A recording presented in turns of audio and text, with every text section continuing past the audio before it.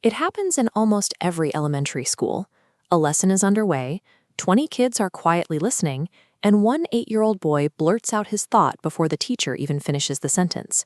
He ignores the traditional hand-raising and waits for no one. To an external observer, he is simply disregarding the basic rules of social cooperation. You can watch the physical urgency build.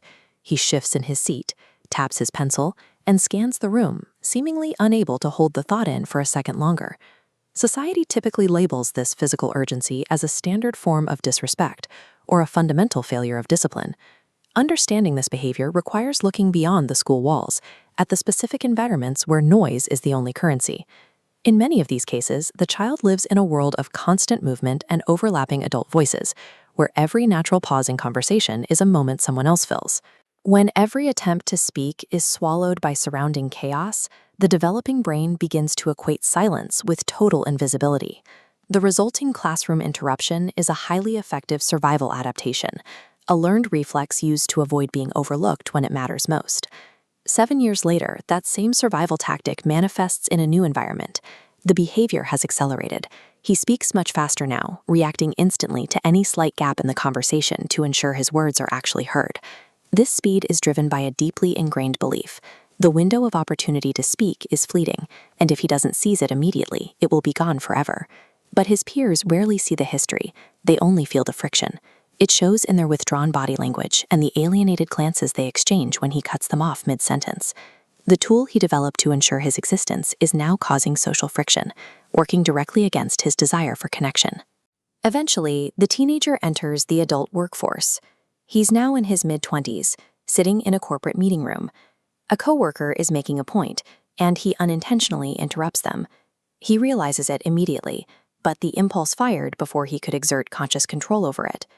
His adult brain is still operating on a childhood scarcity mindset. He must speak now or risk losing his chance entirely. This habit bleeds into his intimate relationships. When a partner pauses mid-thought during a serious conversation, he defensively talks over them to claim the space.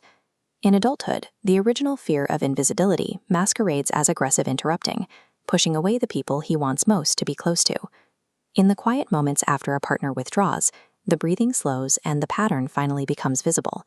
This framework maps the exact psychological stages that hardwire a childhood experience into the adult nervous system.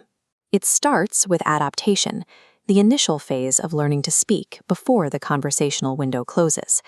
This leads to automation, where the body bypasses conscious thought and simply reacts to perceived silence. Awareness creates a state of constant hypervigilance, always anticipating the gap so he can jump in. Finally, attachment makes the act of being heard synonymous with neurological safety. This persistent behavior functions as a biological archive. It is the nervous system's way of prioritizing safety through immediate action. Looking back at that 8-year-old in the classroom, the teacher's reaction can finally shift from frustration to empathy. Historically, these interruptions occurred because the window for being heard was almost always closed before they could speak. Human behavior is an evolving form of communication, rather than a static character flaw. We must shift the diagnostic question. Instead of, "What is wrong with them?" we ask, "What did they experience?" Moving from immediate judgment to profound understanding is the only way to break the cycle and see the person behind the behavior. If this psychological profile resonated with you, please like, subscribe, and share. Understanding changes everything. This is Behavioral Echoes, understanding behavior today, shaping tomorrow's potential.